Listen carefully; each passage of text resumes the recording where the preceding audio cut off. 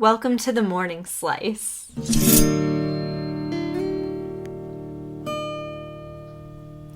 Hey there, this is your host, Brianna McNerney, and I'm so happy to have you back for another episode of the Morning Slice. Today, we're talking about how to turn your day around when maybe you've woken up on the wrong side of the bed or something has happened in your day that has totally flipped everything on its head and you want to get it back on track. I'm hoping to give you some insight that will help you do that. And I'm coming at it from the trenches because today I feel kind of funky. I feel kind of tired, kind of moody, angsty.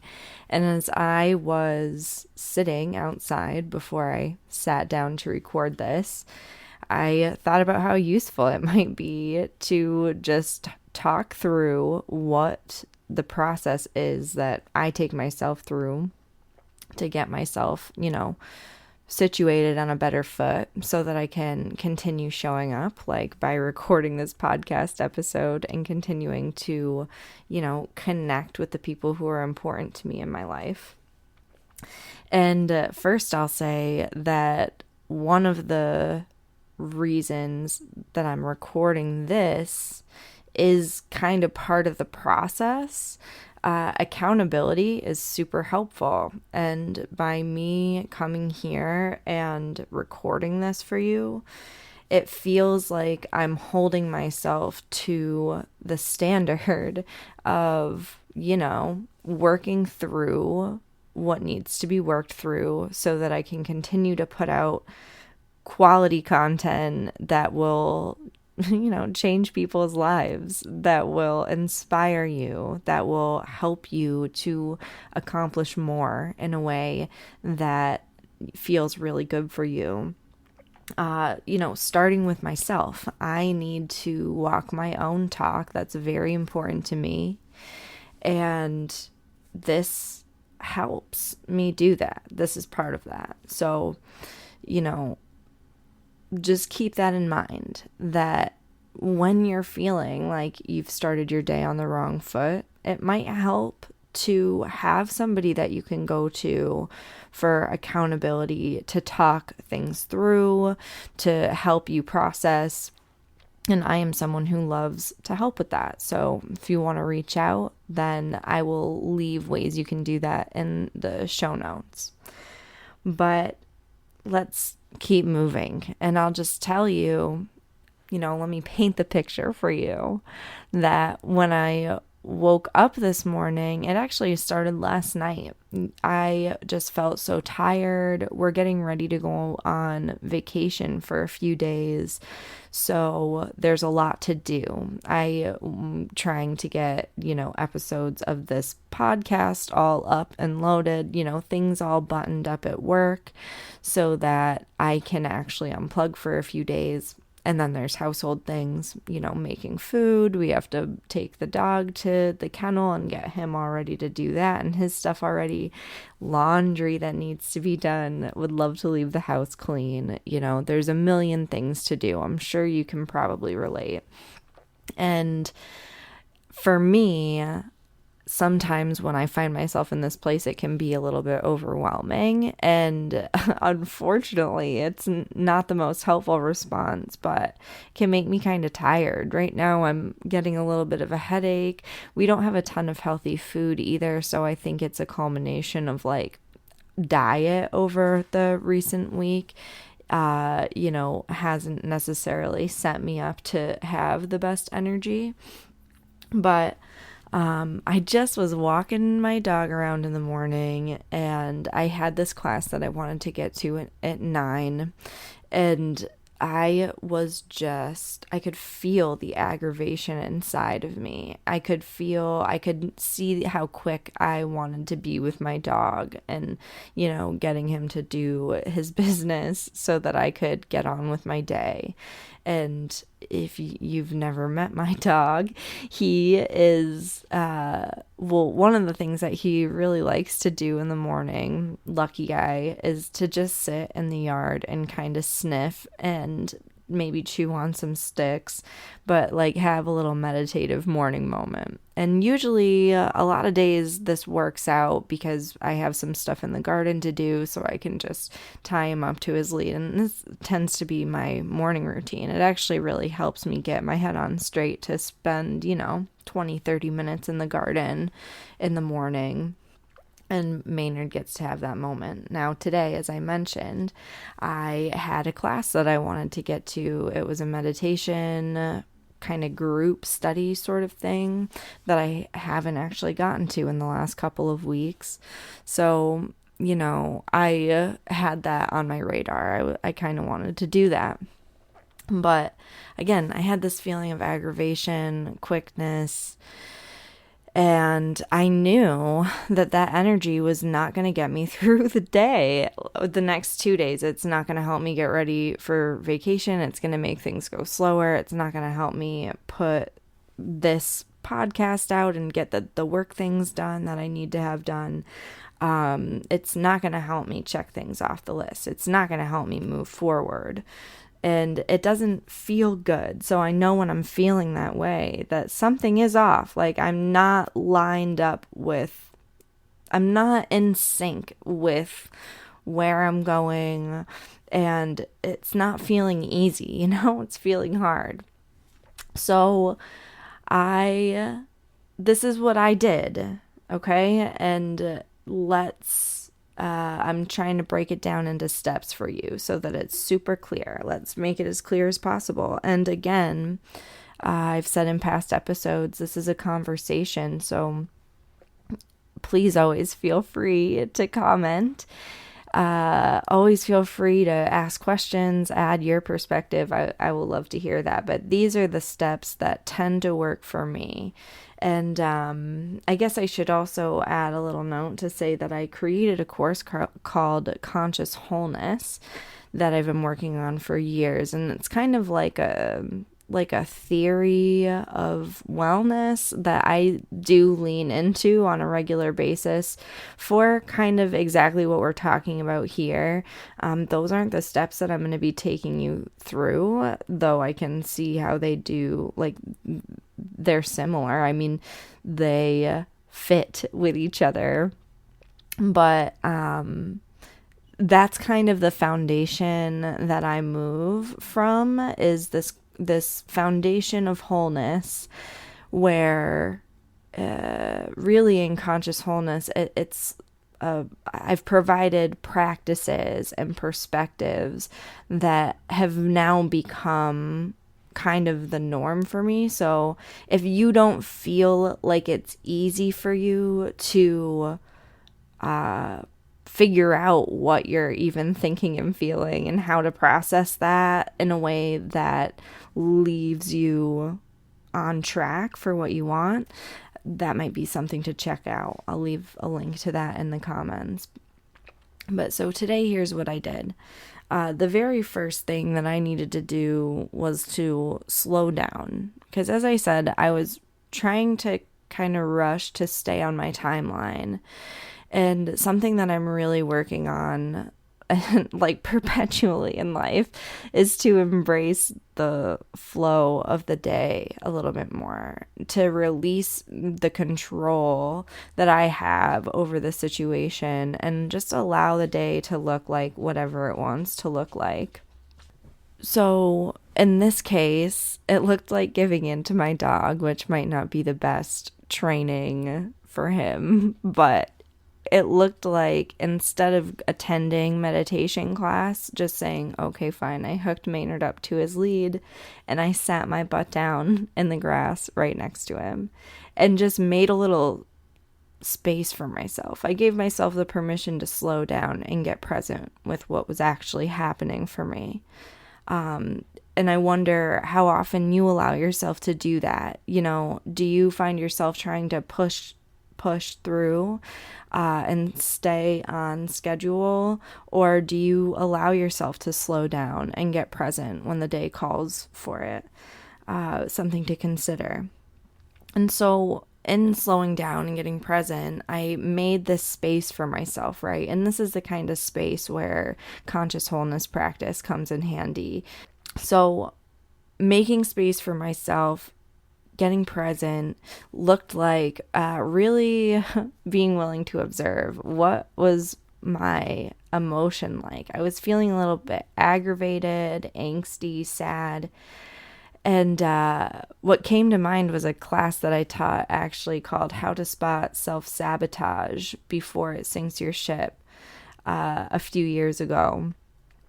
And I realized that, my responsibilities feel like they're increasing, and I'm in a place where I want to call in more responsibility, right? I want to call in more and more impact kind of perpetually. And that includes having more relationships. It includes having more things to do, more plates to juggle.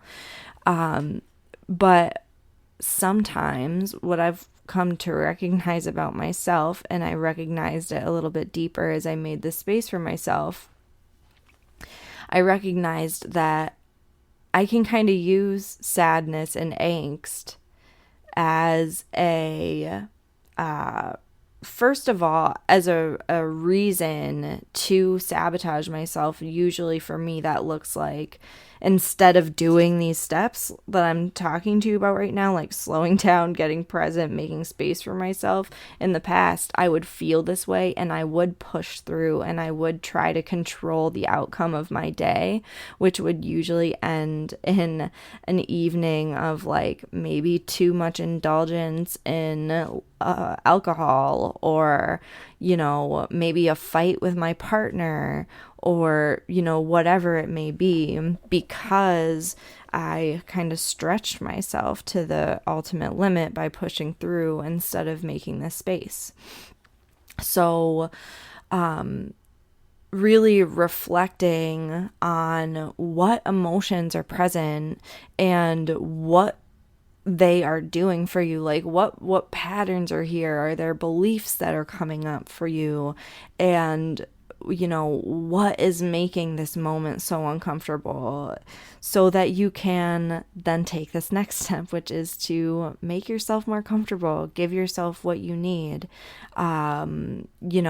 What I really needed in that moment was kind of the last step I'm going to take you through, which is really meditating and connecting with a source of power and inspiration. But, what you need could be different. Like maybe you need a nap. Maybe you need a friend. Maybe you need a walk or some time to just move or stretch. Maybe you need some time to write. Uh, you know, and even deeper, like maybe you need to express your love for yourself. Maybe you need to do something that really shows yourself that loving kindness and helps you feel appreciated, supported, loved, belonging. That's usually what's at the core here. And for me, what I found is actually kind of interesting, because I've found in my life that sometimes sadness and angst, I can get kind of comfortable there. It has almost become a way of feeling free to me to be in that space, because it gives me an excuse to like shuck off all my other responsibilities and just like, kind of go into self-pity and like self-medicating or like whatever I want to do. I think it's also freeing because it is my way of rebelling against social standards that I don't agree with. My way of showing up that isn't conforming to the happy norm that I see all around me. So, this can look like all kinds of different things. And so when I notice that, for instance, that I'm going into like an angst or a sadness to fill some sort of need for freedom, to feel free, to feel like unburdened by responsibilities, then I can do other things to cultivate that feeling for myself, right? Because I don't need to feel sad or angsty in order to feel unburdened by my responsibilities or free. I was having this conversation with a client over in Conscious Wholeness yesterday who was working with the new belief of I don't need to be sad for people to want to be my friend. So, there are all kinds of different ways that this plays out. But what I suggest, again, to kind of recap, is when you're looking to turn your day around, slow down and get present with the emotions that are coming up. Make space to understand them. And then once you've identified like what need these emotions are pointing to, what need they might themselves be trying to fill, you can give yourself what it is that you need.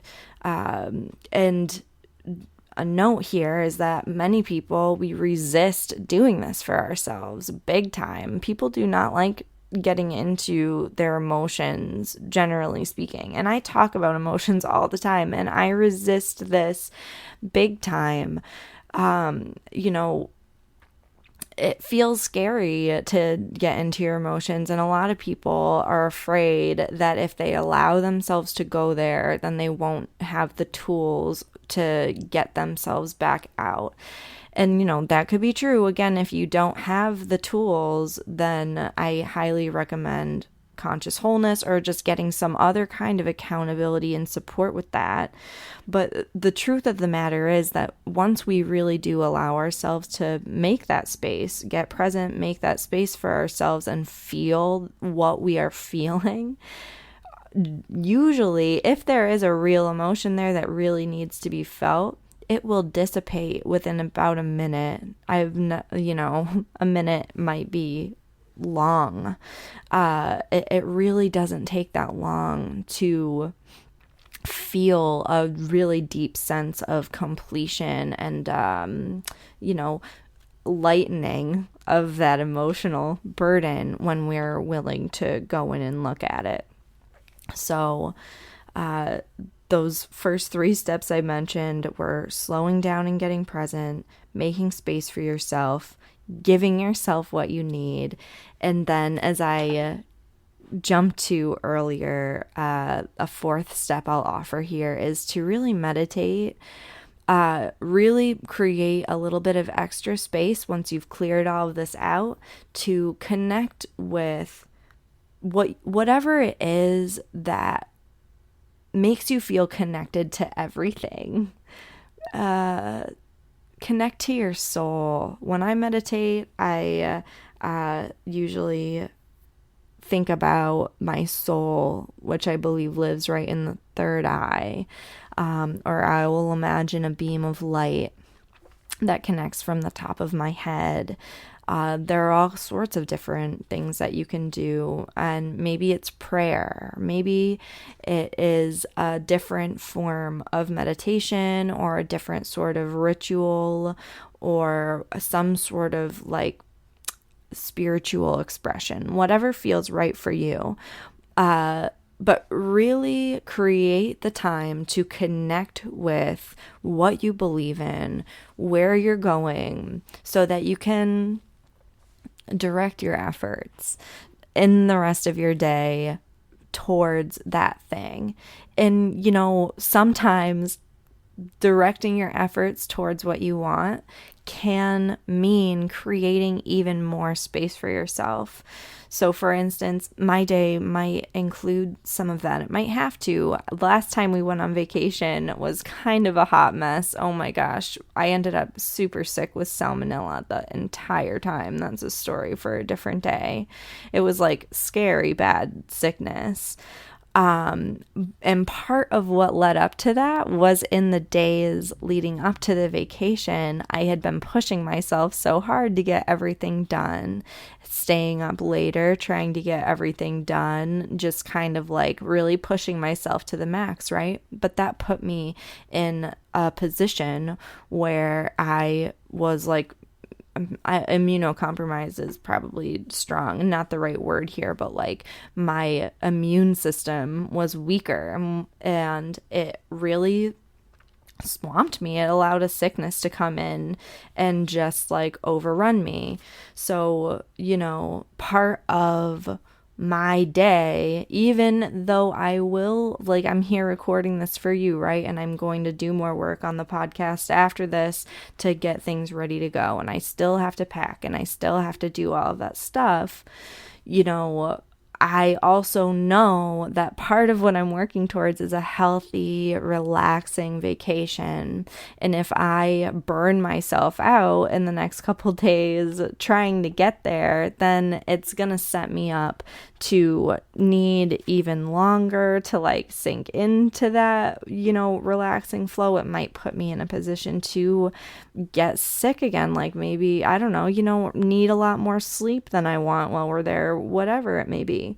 So just a nod to the fact that creating more space for yourself, or, really whatever action you're inspired to take to get you closer to your goals, it might not be what you necessarily think it would be.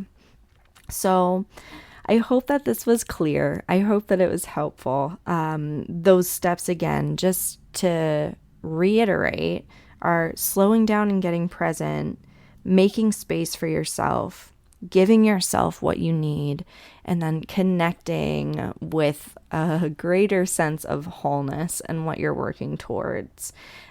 These are the steps that I take to turn my day around so that if I wake up on the wrong side of the bed, if I've just got a lot of stress going on, I can slow down. I can get into a more productive, efficient, healthy, calm, balanced way of being to move forward with my day and ultimately, get more done in less time, do it in a way that works for me.